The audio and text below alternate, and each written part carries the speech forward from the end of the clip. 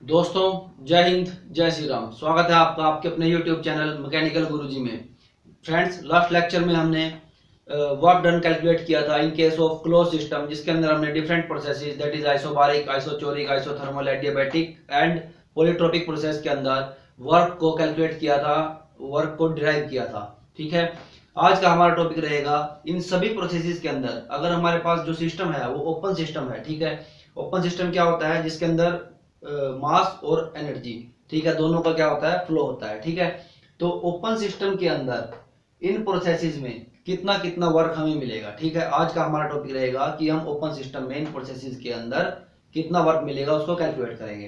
तो देखिए, सबसे पहले हमारे पास है आइसोबारिक प्रोसेस। तो देखिए दोस्तों, आइसोबारिक प्रोसेस क्या होती है? आइसोबारिक वो प्रोसेस होती है जिसके अंदर जो हमारा प्रेशर है वो क्या रहेगा? कांस्टेंट रहेगा। ठीक है, आइसोबारिक मैंने आपको बताया था कि किसी भी प्रोसेस के आगे किसी भी चीज के अगर आइसो लग गया तो दैट मीन्स की सिमिलर, सेम। तो आइसोबारिक यानी कि बार मतलब प्रेशर। तो आइसोबारिक का क्या होगा कि जो प्रेशर है हमारा वो क्या रहेगा? कांस्टेंट रहेगा। अब देखिए, जो ओपन सिस्टम होता है उसके अंदर अगर प्रेशर कांस्टेंट रहेगा तो कोई भी वर्क नहीं होगा। ठीक है, क्योंकि मैंने आपको बताया था कि जो वर्क डन होता है इन case of iso open system process, उसके अंदर क्या होता है कि जो वेरिएबल फैक्टर रहता है वो क्या रहता है? प्रेशर रहता है। ठीक है, उसका जो फॉर्मूला है that is minus integration of V D P. तो देखिए, अगर हम बात कर रहे हैं आइसोबारिक प्रोसेस की, प्रेशर कांस्टेंट, अगर देखिए दोस्तों प्रेशर कांस्टेंट हो जाएगा। ठीक है, क्योंकि हम जो वर्क है उसको किस पर प्रोजेक्ट कर रहे हैं? On the pressure axis. ठीक है, क्योंकि यहाँ पर हमने क्या लिया है? प्रेशर एक वेरिएबल फैक्टर लिया है। विद रिस्पेक्ट टू प्रेशर हम क्या करेंगे? अपने इक्वेशन को डिराइव करेंगे। तो देखिए, अगर प्रेशर कांस्टेंट है, ठीक है, कोई भी हम प्रोसेस लेते हैं, this is our initial state and this is our final state. अगर हमने प्रेशर को कांस्टेंट रखा है तो कर्व कैसी फॉलो होगी? This one that is P1 is equal to P2। ठीक है, अब क्योंकि हम प्रेशर एक्सिस के ऊपर प्लॉट कर रहे हैं अपने वर्क को, तो देखिए यहाँ पर वर्क क्या हो जाएगा? Work will be zero in case of open system. अगर हम ओपन सिस्टम की बात करते हैं और प्रोसेस हमारे पास होती है आइसोबारिक, तो वर्क क्या हो जाएगा? जीरो हो जाएगा। ठीक है, तो ये बात आपको याद रखनी है। एक नंबर के मल्टीपल चॉइस क्वेश्चंस के अंदर भी आपको ये प्रश्न पूछा जा सकता है कि अगर आइसोबारिक प्रोसेस है और ओपन सिस्टम है तो उसके अंदर जो हमारा वर्क है वो कितना होगा? तो simply work will be zero, इसके अंदर कोई भी वर्क नहीं होगा। ठीक है, अब देखिए नेक्स्ट, आइसोचोरिक प्रोसेस। अब आइसोचोरिक प्रोसेस के अंदर दोस्तों क्या होता है कि जो आइसोचोरिक प्रोसेस होती है उसके अंदर क्या रहेगा? वॉल्यूम जो है हमारा वो क्या रहेगा? कांस्टेंट रहेगा। ठीक है, अगर वॉल्यूम कांस्टेंट रहेगा तो suppose this is our first state and this is our second state. अब कोई भी सिस्टम है उसको हम क्या कर रहे हैं? कुछ एनर्जी दे रहे हैं। ठीक है, एनर्जी उसके अंदर एनर्जी दे रहे हैं उसको। तो जो एनर्जी उसको देंगे तो उससे क्या होगा? अगर वॉल्यूम मेरा कांस्टेंट है, ठीक है, यानी कि हम बात करते हैं क्लोज सिलेंडर की, ठीक है, जिसका क्या है? पिस्टन मूव नहीं कर रहा है, उसके अंदर उसको अगर बाहर से आप हीट दोगे, एनर्जी दोगे, तो अगर वॉल्यूम फिक्स रहेगा तो क्या होगा? प्रेशर राइज होगा। ठीक है, प्रेशर उसका राइज हो रहा है। अब देखिए इस केस के अंदर जो हमारा वर्क है वो क्या रहेगा? ठीक है, या हम अगर पंप की भी एक बात करते हैं, अगर पंप को आप एनर्जी दे रहे हो, पंप चलाते हैं हम, ठीक है, तो पंप क्या करता है? एक लिक्विड को एक प्लेस से दूसरे प्लेस पर ट्रांसपोर्ट करता है। ठीक है, या हम बात कर सकते हैं कि ग्राउंड फ्लोर से फर्स्ट सेकंड फ्लोर तक, ऊपर तक, एक हाइट तक क्या करेगा? उसको ट्रांसपोर्ट करेगा।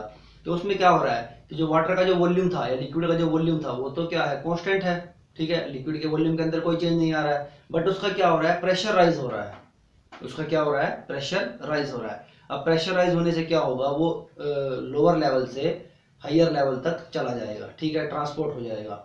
तो उस केस में अब कितना वर्क होगा? अब देखिए दोस्तों, एक सिंपल सी बात पहले ये है कि अगर आपने पंप चलाया है वाटर को ट्रांसपोर्ट करने के लिए, तो अब क्या है? सिस्टम आपको कुछ वर्क तो देने नहीं दे रहा है।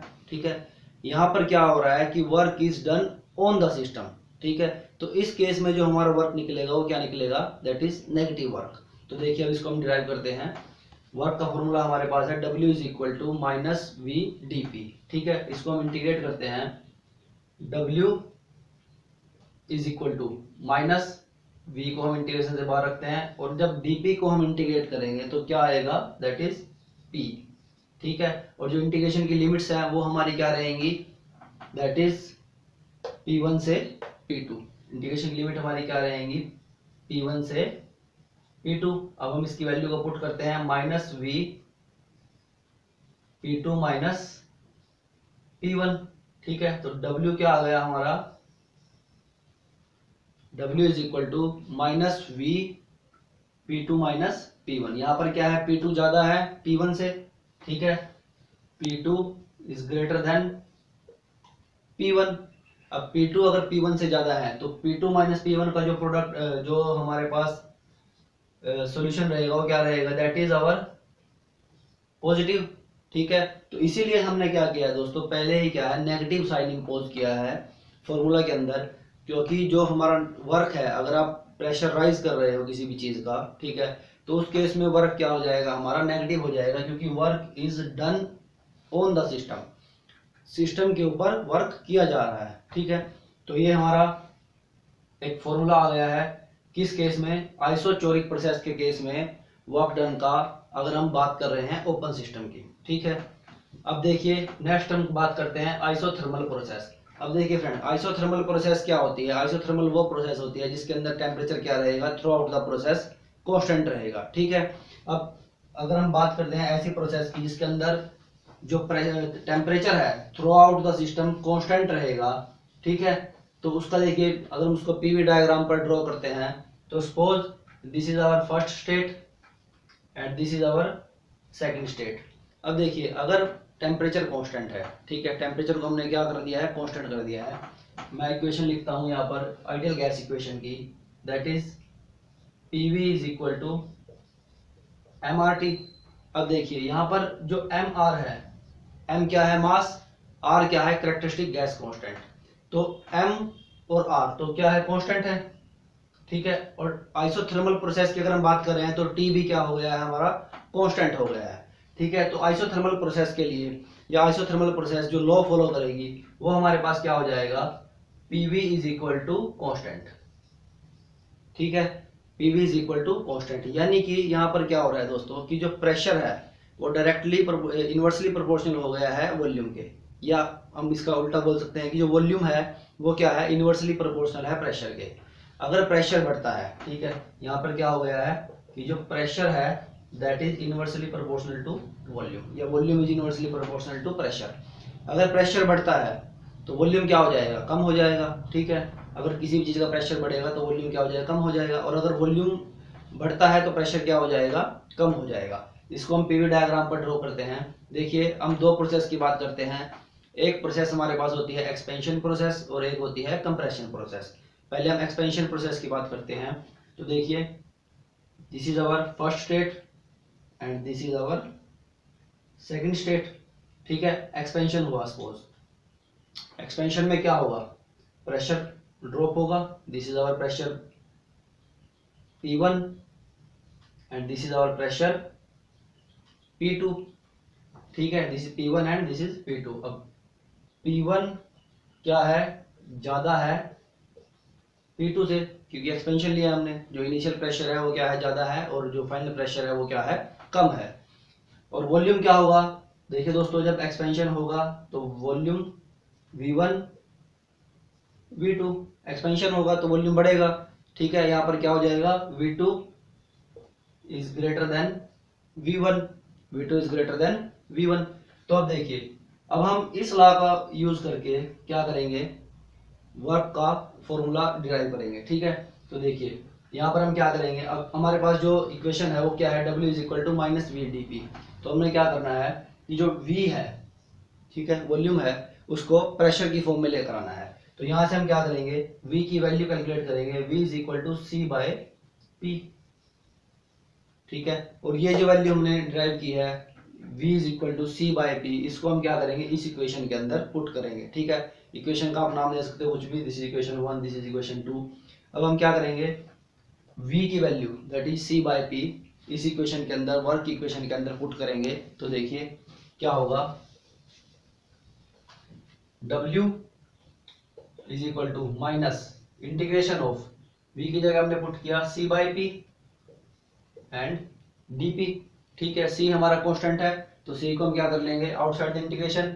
और लिमिट्स देखिए दोस्तों, क्योंकि प्रेशर यहाँ पर क्या है, विद रिस्पेक्ट टू प्रेशर हम डिराइव कर रहे हैं, इंटीग्रेट कर रहे हैं, तो प्रेशर की जो लिमिट्स हैं वो क्या रहेंगी, इनिशियल लिमिट थी P1 और फाइनल लिमिट क्या है इसकी P2। तो P1 से P2, हमारी क्या हो जाएंगी, प्रेशर की लिमिट हो जाएंगी P1 से P2। ठीक है, देखिए दोस्तों, किसी भी बुक में आपको अलग अलग लिखा हुआ मिल सकता है। किसी में यहाँ पर P1 P2 लिखा होगा, किसी में यहाँ पर P इनिशियल P फाइनल लिखा होगा। आपको उससे कंफ्यूज नहीं होना है, सिर्फ क्या करना है, कंसेप्ट पे आपको ध्यान देना है कि अगर हम बात कर रहे हैं एक्सपेंशन प्रोसेस की, तो इनिशियल स्टेट आप कुछ भी मान सकते हो, चाहे आप इसको P3 मान लो, इसको P4 मान लो, उससे कोई फर्क नहीं पड़ेगा। ठीक है, जो फाइनली हमारी जो आउटकम्स आएंगी वो क्या आएंगी कि जो इनिशियल प्रेशर और फाइनल प्रेशर की फॉर्म में आएंगी। ठीक है, यानी कि जैसे एक्सपेंशन हो रहा है तो इनिशियल प्रेशर ज़्यादा है और फाइनल प्रेशर क्या है, कम है। ठीक है, इनिशियल टेम्परेचर, अगर आइसोथर्मल से हम कोई और प्रोसेस की बात करते हैं तो अगर एक्सपेंशन होगा, ठीक है, तो इनिशियल टेम्परेचर भी ज़्यादा होगा और फाइनल टेम्परेचर क्या होगा, कम होगा, और वॉल्यूम क्या होगा, बढ़ेगा। कंप्रेशन में इसका उल्टा हो जाएगा। ठीक है, चलिए कोई बात नहीं, इसको हम धीरे धीरे देखते हैं जैसे नेक्स्ट आगे बढ़ेंगे। तो W is equal to minus C, ये हमारे पास फॉर्मूला आ गया। अब इसको हम इंटीग्रेट करेंगे। ठीक है, देखिए C आउटसाइड द इंटीग्रेशन। अब 1/P का इंटीग्रेशन दोस्तों क्या होता है, ln P। ठीक है, 1/P का इंटीग्रेशन क्या होगा, ln P, और लिमिट क्या है हमारे पास, P1 से P2। अब लिमिट्स को अंदर पुट करेंगे तो क्या फॉर्मूला आएगा, minus sign, minus C ln P2 minus ln P1। ठीक है, अब इसको हम कैसे लिख सकते हैं, minus C log P2 by P1। ठीक है, log m minus n is equal to log m by n, ये मैथमेटिकली एक बेसिक कंसेप्ट है। तो देखिए हमारे पास जो वर्क आया है, यहाँ पर जो वर्क का फॉर्मूला है वो क्या आया है, W is equal to minus C ln P2 by P1। अब देखिए जो P2 है, ठीक है, वो क्या है, P1 से छोटा है, P1 यानी कि बड़ा है P2 से। अब देखिए दोस्तों, अगर हम यहाँ पर बात करते हैं, अगर P2 छोटा है P1 से, तो ये जो आउटकम है यहाँ से वो हमें क्या मिलेगी, नेगेटिव।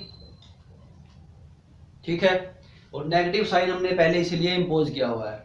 अगर यहाँ से हमें जो आउटकम मिलती है वो क्या मिलती है, नेगेटिव मिलती है, तो नेगेटिव नेगेटिव क्या हो जाएगा, पॉजिटिव हो जाएगा। ठीक है, या मैं इसको अगर नेगेटिव साइन को अंदर मल्टीप्लाई कर दूं तो क्या आ जाएगा, W is equal to C ln P1 by P2। ठीक है, और अगर हम बात करते हैं आइडियल गैस इक्वेशन से, तो PV is equal to constant. ठीक है, यानी कि P1 V1 is equal to constant और P2 V2 is equal to constant. तो यहाँ से हमारा हम क्या लिख सकते हैं, P1 V1 is equal to P2 V2, और we can write P1 by P2 is equal to V2 by V1। ठीक है, P1 by P2 is equal to V2 by V1। तो P1 बाय P2 की जो value है वो हम यहाँ पर क्या पुट कर सकते हैं, V2 बाय V1। ठीक है, तो देखिए ये क्या आ जाएगा, C log V2 by V1।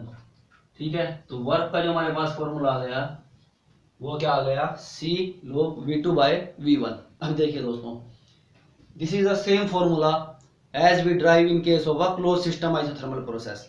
जो क्लोज सिस्टम आइसोथर्मल प्रोसेस के अंदर हमने वर्क का फॉर्मूला ड्राइव किया था, ये बिल्कुल सेम फॉर्मूला है, that is C log V2 by V1। V2 क्या है, फाइनल प्रेशर, और V1 क्या है, इनिशियल प्रेशर। क्योंकि जब एक्सपेंशन होगा तो फाइनल प्रेशर ज़्यादा होगा और इनिशियल प्रेशर क्या होगा, कम होगा, सॉरी वॉल्यूम, फाइनल वॉल्यूम क्या है, ज़्यादा होगा, और इनिशियल वॉल्यूम क्या होगा, कम होगा।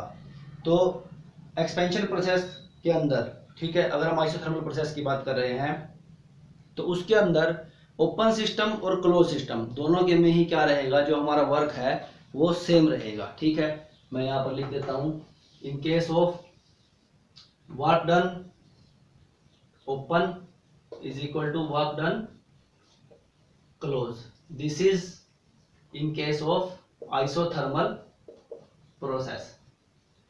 ठीक है, ये चीज भी आप नोट कर सकते हैं कि जो आइसोथर्मल प्रोसेस है उसके अंदर जो वर्क रहेगा ओपन सिस्टम और क्लोज सिस्टम में वो क्या रहेगा, सेम रहेगा।